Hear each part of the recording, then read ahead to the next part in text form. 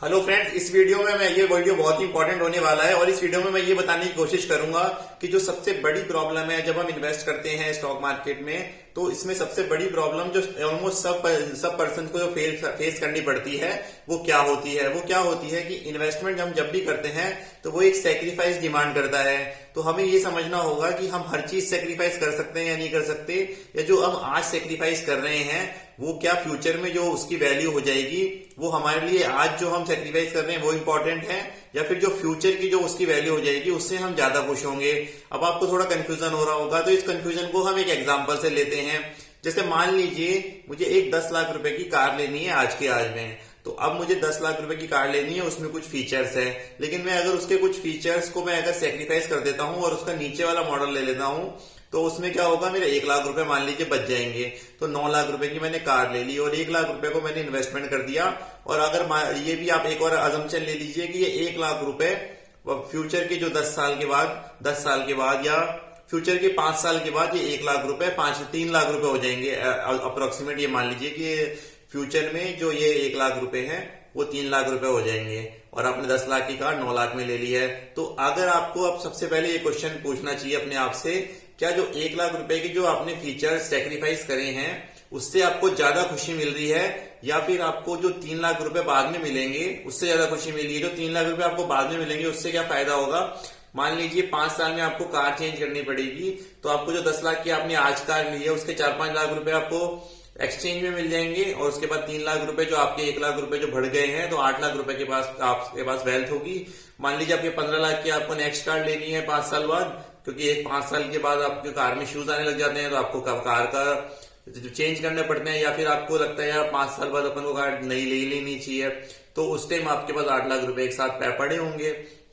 तो आपको तो आपको दोनों में से क्या आपको अच्छा लग रहा है? नहीं, आपको लग रहा है कि यार फीचर्स मेरे लिए ज्यादा इंपॉर्टेंट है और आज मैं फीचर्स चलाऊंगा, मजे आएंगे मुझे, तो आपको ये वाला सेक्रीफाइस नहीं करना चाहिए।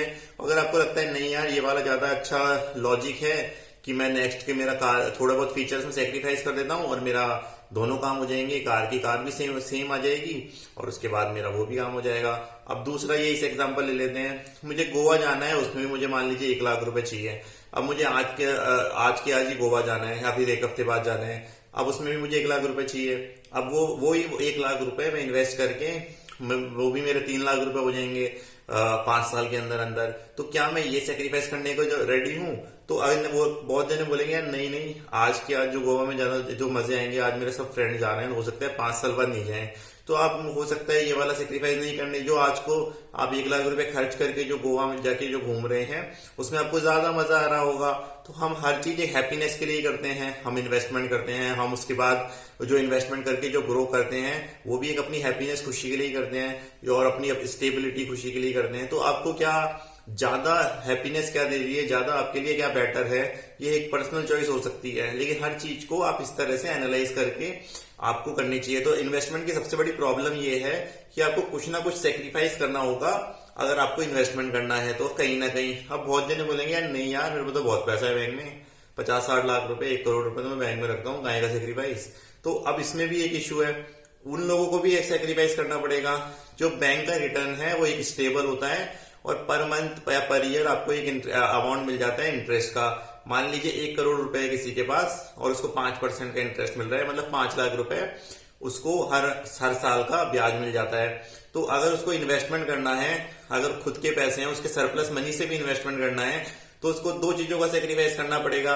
एक तो उसको इंटरेस्ट इनकम है उसका सेक्रीफाइस करना पड़ेगा, एक उसको स्टेबिलिटी का सेक्रीफाइस करना पड़ेगा। स्टेबिलिटी शॉर्ट टर्म में सेक्रीफाइस करनी पड़ेगी, मतलब हो सकता है जब वो 1 करोड़ रुपए निकाल के सीधे स्टॉक मार्केट में डाल जाए तो अगले दिन न्यूक्लियर वॉर हो जाए और उसके बाद वो स्टॉक मार्केट में जो पैसा है वो आधा हो जाए कुछ टाइम के लिए। तो हो सकता है वो सोचे यार 1 करोड़ रुपए से मेरा ब्याज भी आ रहा था और ये क्या हो गया, 1 करोड़ रुपए 50 लाख रुपए हो गए। तो वो उसके लिए ये तो सिक्योर, और बैंक में तो पैसे सेफ हैं, तो आपको जो बैंक में ब्याज आता रहेगा, न्यूक्लियर वॉर कुछ भी हो आपका ब्याज तो आएगा ही आएगा। तो उसमें उसके लिए ये वाला सिक्योरिटी है। हो सकता है वो जो लॉन्ग पीरियड ऑफ टाइम में जब 10 साल तक वो 1 करोड़ रुपए होल्ड करता रहे, जैसे वॉर हो कुछ भी होए, तो वो बैंक से बहुत ही ज्यादा रिटर्न कमा लेगा, बट एक शॉर्ट पीरियड ऑफ टाइम में उसको ये सेक्रीफाइस करना पड़ेगा। तो इन्वेस्टमेंट में सबसे बड़ी इश्यू है कि सिक्योरिटी। अब दूसरा, आपने जब मैं ये 4 मिनट से ये जब बोले जा रहा था, तो सबके दिमाग में ये आ रहा था यार 1 लाख से 3 लाख कैसे होंगे, या 1 लाख से 5 लाख क्यों नहीं होंगे, 1 लाख से 10 लाख कैसे होंगे, कितने साल में होंगे, क्या होंगे। तो ये क्वेश्चन आपको करना ही नहीं चाहिए। ये 99% लोग तो ये क्वेश्चन करते हैं कि यार ये मेरे जो रुपए मैं इन्वेस्ट कर रहा हूँ वो कितने हो जाएंगे, कितना % रिटर्न है, या ये है। तो वॉरेन बफे बोलता है, my guru Benjamin Graham told me that the higher than the return, higher the problem is not the higher return, problem is to protect the capital. How to protect the capital is the biggest issue. So सबसे problem ये नहीं है कि हमें कितना % return मिल रहा है, या 1 लाख 3 लाख होंगे, या 5 लाख होंगे, या 10 लाख होंगे। प्रॉब्लम ये है कि कहीं 1 लाख में कहीं ऐसे इन्वेस्टमेंट तो नहीं कर रहा हूँ कि वो जीरो हो जाएंगे। तो सबसे पहले क्वेश्चन आपका ये होना चाहिए कि यार जो तू बता रहा है इन्वेस्टमेंट 1 लाख 3 लाख हो जाएंगे, या 2 लाख हो जाएंगे, या 5 लाख हो जाएंगे, क्या वो ऐसे इन्वेस्टमेंट तो नहीं बता रहा है कि वो जीरो होने के भी चांसेस हैं। क्योंकि जैसे ही वो पैसा अगर जीरो हो जाता है किसी भी साल, 1 लाख से 3 लाख होकर जीरो हो जाता है, 1 लाख से 50,000 होकर जीरो हो जाता है, 1 लाख से 10 लाख होकर जीरो हो जाता है, ऐसा कोई चांस तो नहीं है। तो अगर आप मान लीजिए बिटकॉइन में इन्वेस्ट कर रहे हैं, या नया कोई कॉइन, एक और कौन आया ओमियो करके कुछ है, जो मैं दुबई का कुछ इस तरह से एक फ्रेंड ने बताया था, तो उसमें आप इन्वेस्ट कर रहे हैं, तो इस तरह का पॉजी स्कीम से इन्वेस्ट कर रहे हैं, फर्जीवाड़े में इन्वेस्ट कर रहे हैं, या फिर आप कोई ऐसी चीज में इन्वेस्ट कर रहे हैं जिसके जीरो आने की प्रोबेबिलिटी भी है, चाहे इसे 2% ही आपको लगता है नहीं यार बिटकॉइन तो जबरदस्त चीज है, बट आपको भी पता है कि 2% चांस है कि वो जीरो हो जाएगा। तो आप इस तरह का इन्वेस्टमेंट नहीं कीजिए कि जिसमें जीरो होने के कोई भी चांसेस हो। अगर आप स्टॉक मार्केट में इन्वेस्ट करते हैं, आप निफ्टी में इंडेक्स फंड में इन्वेस्ट करते हैं, तो उसके जीरो होने के चांसेस कुछ है ही नहीं। हो सकता है वो आपके 1 लाख रुपए 40,000 रुपए होके बढ़ जाए, या फिर 1 लाख रुपए सीधे ही बढ़ जाए, 1 लाख रुपए 20,000 रुपए बढ़ जाए, लेकिन वो जीरो कभी भी नहीं होंगे। और उसका रिटर्न हमेशा आएगा 15% CAGR के आसपास का रिटर्न आपको मिल जाएगा, हो सकता लॉन्ग पीरियड ऑफ टाइम में, क्योंकि फ्यूचर वैल्यू कब बढ़ेगी, जब प्रेजेंट वैल्यू बढ़ेगी और टर्म बहुत बड़ा होगा। तो टर्म अब हमें दूसरा, ये तो आपको समझ में आ गया होगा कि हमें एक सैक्रिफाइस की जरूरत है, और दूसरी चीज हमें कोई भी ऐसा इन्वेस्टमेंट करने की जरूरत नहीं है जो बहुत जल्दी से पैसा दे। जैसे आपको कोई बोल रहा है यार 1 लाख रुपए 2 लाख हो जाएंगे, फटाफट से इन्वेस्ट कर दे, तो आप खुद सोचिए कि जो अदानी है, अंबानी है, उनके पास आपसे ज्यादा पैसा होगा ही होगा, टाटा है, ये बड़ी बड़ी जो बिजनेसमैन हैं। अगर कोई ऐसी स्कीम आ रही है, या ऐसा कोई चीज आ रहा है, ऐसा कोई कॉइन आ रहा है जो उनके पास बहुत सारे लोग भी होंगे जो इनको पता है। ऐसा तो है नहीं कि आप ही एक समझदार इंसान है जिनको आपको एक व्हाट्सएप मैसेज आया, आपको एक फ्रेंड का कॉल आया है कि यार ये 1 लाख रुपए 2 लाख रुपए हो रहे हैं, और उनके पास आपसे ज्यादा कैपिटल भी होगी और आपसे ज्यादा पावर भी होगी। तो अगर ये इजी हो तो वो फालतू में क्यों फैक्ट्री लगा रहे हैं। मान लीजिए अदानी को 50,000 करोड़ की वो फैक्ट्री लगा रहे हैं कहीं किसी भी स्टेट में, अब इतने अप्रूवल ले रहा है, उसके बाद इतने ज्यादा लेबर हायर कर रहा है, उसके बाद 5-6 साल में वो कोशिश कर रहा है कि 50,000 करोड़ वो कैसे रिकवर करे, पूरा सेटअप कर रहा है, उसको बहुत ज्यादा टाइम दे रहा है, तो वो क्यों टाइम पास कर रहा है। आपको उसको कुछ करना ही नहीं है, इस तरह की ओमियो कॉइन, बिटकॉइन इनमें लगा देना चाहिए उसको भी, वो फालतू क्यों टाइम पास कर रहा है। इसी तरह टाटा वाटा इनको भी यही करना चाहिए। वो आप ये मत सोचिए कि आप बड़े बिजनेसमैन से आप ज्यादा समझदार हैं, आप ये सोचिए कि आपका जो पैसा ग्रो होगा वो 2 ही चीजों से होगा। आप ज्यादा इन्वेस्टमेंट करना पड़ेगा आपको, और बहुत लॉन्ग पीरियड ऑफ टाइम तक होल्ड करना पड़ेगा। अगर आप ये सोचेंगे कि फटाफट से आप मान लीजिए 50,000 को 4 गुना भी कर देंगे 10 दिन में, तो आपसे कुछ क्या हो जाएगा, उससे 2 लाख रुपए से कुछ भी नहीं होगा।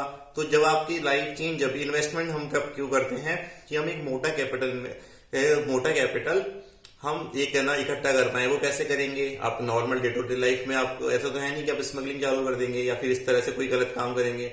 अगर आपको 1 नंबर का पैसा चाहिए और एकदम सेफ्टी का एकदम सही का पैसा चाहिए, तो आपको क्या करना होगा, आपको टाइम भी देना पड़ेगा, और हर महीने हर क्वार्टर जैसे भी आपको है, आपको एक पर्टिकुलर अमाउंट इन्वेस्ट भी करना होगा। अब मैं आपको एक और चीज समझाता हूँ कि सब तीसरा इश्यू जो इन्वेस्टमेंट में आता है, और जो मैं एक पर्सनल एग्जांपल से समझाता हूँ। मान लीजिए मुझे 50 लाख रुपए चाहिए 2030 तक, ये मेरा पर्सनल एग्जांपल है, और ये मैंने पर्सनल कैलकुलेशन करी थी। तो जब मैंने इन्वेस्टमेंट किया था, NPS करके स्कीम आती है, नेशनल पेंशन स्कीम, उसमें मैं चाहता हूं कि 2030 के आसपास तक मेरा जो अकाउंट है उसमें 50 लाख रुपए मुझे दिखना चाहिए, और आज की डेट में वो पैसा है 5 लाख से 5-6 लाख रुपए के आसपास है। तो इजी करने के लिए कैलकुलेशन में 5 लाख रुपए बोल देता हूं। तो अब मैं 50 लाख रुपए का जब अगर मुझे मोटा अमाउंट चाहिए, और मैंने 2017 से चालू किया था, और 2030 तक मैं चाहता हूं कि ये 50 लाख रुपए हो जाए, तो 15 साल के अंदर अंदर मेरा टारगेट क्या है कि NPS वाले अकाउंट में 50 लाख रुपए का अमाउंट मुझे दिखना चाहिए अप्रोक्सीमेट, है ना। तो इश्यू ये नहीं है कि वो 2030 की जगह 2029 में होगा या 2031 में होगा, इतना एरर में मुझे कुछ फर्क नहीं पड़ेगा, बट ये मुझे अप्रोक्सीमेट इतना अमाउंट चाहिए, ठीक है। अब आप बोलेंगे 50 लाख कैसे हो सकता है, ये क्या फर्जीवाड़ा है। अब मैं आपको सिंपल कैलकुलेशन समझाऊंगा कि आपको इसको 4 पार्ट में डिवाइड कर देना चाहिए। जैसे आपको 50 लाख से मैं समझाता हूँ आपको, अगर मुझे 50 लाख रुपीज चाहिए 15 साल में, तो मैं क्या करूंगा, अगर मैं आपकी जगह होता तो मैं क्या करता, जो मैं कर ही रहा हूँ, कि मैं क्या कोशिश करूंगा कि पहले 2 साल में 1 लाख रुपए का इन्वेस्टमेंट मैं चाहता हूं कि मैं जब एनपीएस का अकाउंट खोलूं तो 1 लाख रुपए मुझे उसमें दिखें। फिर नेक्स्ट 3 इयर्स में मैं चाहता हूं कि 5 लाख रुपए मुझे अप्रोक्सीमेट दिखें। तो 2017 से मैंने चालू किया था, तो 2019 में अप्रोक्सीमेट 1 लाख रुपए थे उसमें, और आज की डेट में उसके थोड़ा सा ज्यादा रुपए 5 लाख से 6 लाख रुपए के आसपास है, क्योंकि वो निफ्टी थोड़ा सा स्लाइटली ओवर वैल्यूड है अभी इंडेक्स, तो इसलिए वो ज्यादा दिख रहा है, बट उसकी फेयर वैल्यू अप्रोक्सीमेट 5 लाख है, बट वो ज्यादा इसलिए दिख रहा है कि स्लाइटली ओवर वैल्यूड है निफ्टी, तो इसलिए वो आपको थोड़ा सा ज्यादा दिख रहा है आज की डेट में। तो अब मान लीजिए 5 लाख रुपए मेरे पास आज की डेट में इन्वेस्टमेंट है एनपीएस में। अब 2022 हो गया है, अब 2022 से मैंने 4 पार्ट में डिवाइड कर दिया। पहले मैं चाहता था 1 लाख का टारगेट पूरा करूं, फिर 5 लाख का, फिर 20 लाख का। 20 लाख का टारगेट मैं कब पूरा करना चाहता हूं, 2027 तक, और है ना जो 50 लाख का टारगेट में 2030 की जगह 2031-32 तक, या फिर अगर मार्केट अच्छा हुआ, बाई चांस कभी पी ज्यादा हुई तो 2030 में अचीव हो जाएगा, नहीं तो 2032 मान लेते हैं, और चलो ठीक है 15 की जगह 16-17 साल लग जाएंगे। तो मेरे को क्या करना होगा कि आज की डेट में 5 लाख का टारगेट तो पूरा हो गया, 20 लाख के लिए मुझे क्या करना होगा। अब उसमें इन्वेस्टमेंट में सबसे अच्छी चीज क्या है कि जो आपके 4 टारगेट बनाए, तो स्टेप 2 तक जो टारगेट बनाया है वो सबसे मुश्किल होता है। अब आप बोलेंगे यार नहीं, 50 लाख में 5 लाख ही तो जोड़ा है, ये तो 10% ही हुआ, अब ये 45 लाख कहां से लाएगा। तो इसमें सबसे बड़ा इशू ये है कि आपको सबसे ज्यादा अच्छी चीज ये है कि जो अगर आपने स्टेप 2 पूरा कर लिया है तो आपके ज्यादा चांसेस है उस वैल्यू तक अचीव करने के, क्योंकि स्टेप 2 में आपको ज्यादा एफर्ट लगेंगे कंपैरेटिवली ज्यादा आगे के टारगेट अचीव करने के लिए। अब आप सोचेंगे ये कैसा है, सिंपल मैथ्स है कि अगर मैं आज की डेट में 5 लाख रुपए हैं, 10,000 रुपए पर मंथ में एनपीएस में इन्वेस्ट करता हूं, क्योंकि मुझे डिडक्शन मिल जाती है। एक डिडक्शन मुझे मिलती है 50,000 वाली, एक डिडक्शन मिलती है मुझे जो इम्प्लॉयर काट के अपना एनपीएस में जमा कराता है, तो दोनों की वैल्यू 10,000 से ज्यादा होती है, बट 10,000 मान लीजिए इजी करने के लिए। तो 10,000 महीने का मैं इन्वेस्टमेंट करता हूं, और अगले 5 साल तक 2022 से 2027 में मैं क्या चाहता हूं कि 20 लाख का इन्वेस्टमेंट हो जाए, मतलब 20 लाख की वैल्यू दिखे।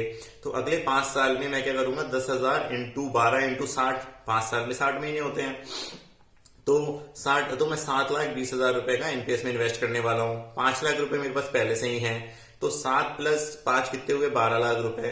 अगर मैं ये मानूं कि मेरे 5 लाख रुपए 5 साल में डबल हो जाएंगे, तो 5 लाख रुपए कितने हो जाएंगे, 10 लाख। और जो मैं रेगुलर इन्वेस्टमेंट कर रहा हूँ 7,20,000, उससे मुझे 2.8 लाख का रिटर्न मिल जाएगा, तो अप्रोक्सीमेट क्या हो जाएगा, 20 लाख। तो टोटल वैल्यू मेरी अप्रोक्सीमेट 20 लाख हो जाएगी, जिसकी ज्यादा चांसेस हैं। और अब मुझे 5 से 20 आने में कम प्रोबेबिलिटी है कि मैं ये मिस करूं।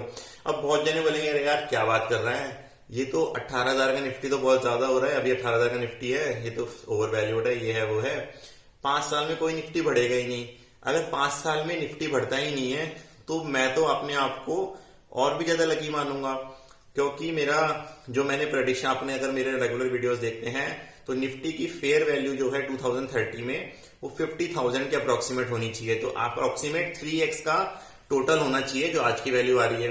अब आप अगर कैलकुलेशन कर रहे हैं कि अब मेरा क्या हो रहा है, जो मैंने 7,20,000 रुपए इन्वेस्ट करे, अगर मार्केट 5 साल में बढ़ता ही नहीं है, 2027 में मैं 5 साल में देख रहा हूं, तो भी मेरी निफ्टी की वैल्यू 18,000 रुपए ही आ रही है, ठीक है। तो 18,000 रुपए अगर निफ्टी की वैल्यू आ रही है, तो मैं बहुत लकी समझूंगा अपने आप को कि मेरा जो भी सारा इन्वेस्टमेंट हुआ है आज तक का, 2027 तक का, वो एक अंडर वैल्यूड मार्केट में हो चुका है।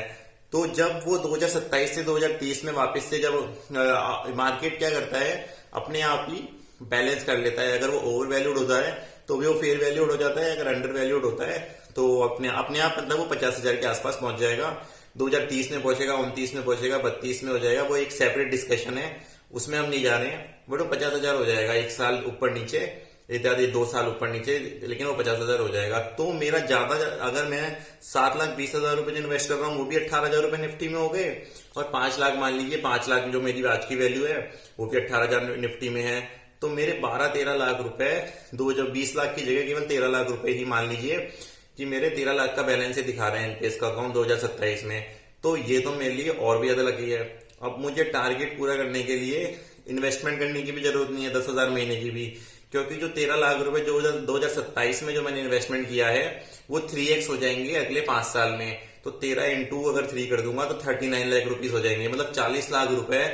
तो मेरा जो टारगेट 50 लाख का था वो 50 लाख नहीं हो जाएगा, वो करीब करीब 60 से 70 लाख हो जाएगा, अगर मैं रेगुलरली 2027 के बाद भी 10,000 रुपए पर मंथ की इन्वेस्टमेंट करता रहता हूँ।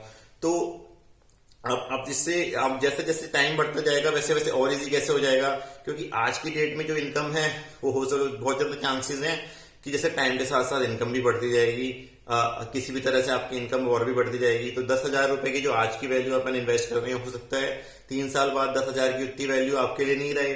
तो आपको सेम अमाउंट अगर भी इन्वेस्ट करते हैं तो आपके लिए और ज्यादा इजी हो जाएगा टारगेट पूरा करने के लिए।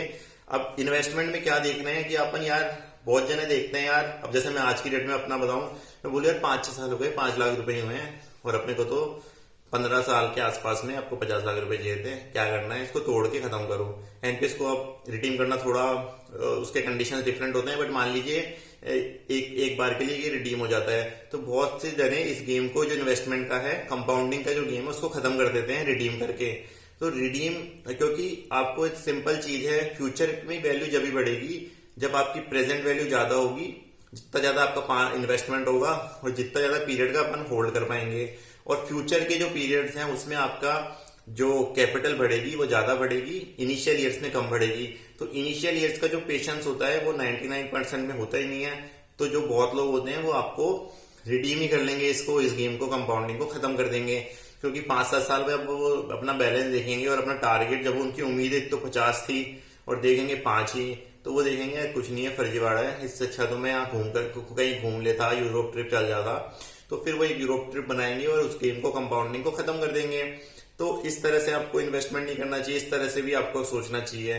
तो आपको इससे कोई भी डाउट हो तो आप इसमें कमेंट कर सकते हैं। Thank you.